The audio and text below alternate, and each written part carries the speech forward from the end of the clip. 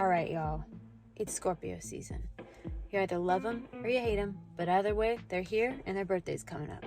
So here's 5 things to know about that Mars and Pluto ruled sexpo of the sign.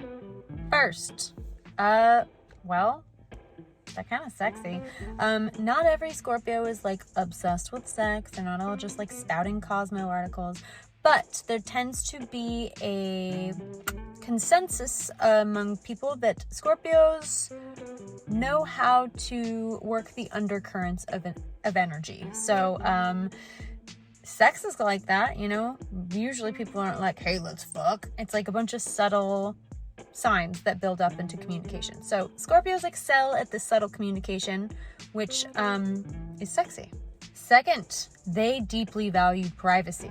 Pluto is associated with secrecy and power and sort of withholding. So Scorpios are not necessarily like gonna keep everything from you, but they are not the type of people who will overshare or divulge more than they're comfortable with, generally speaking. That's just not their vibe. Third, they are passionate people. Mars is associated with passion, and Pluto makes everything a little bit more intense. So, intensely passionate people. This can, on the negative side of things, look like jealousy or just like lashy outy behavior. But on the positive side, it is dedication and loyalty and just really going deep, getting into it with somebody.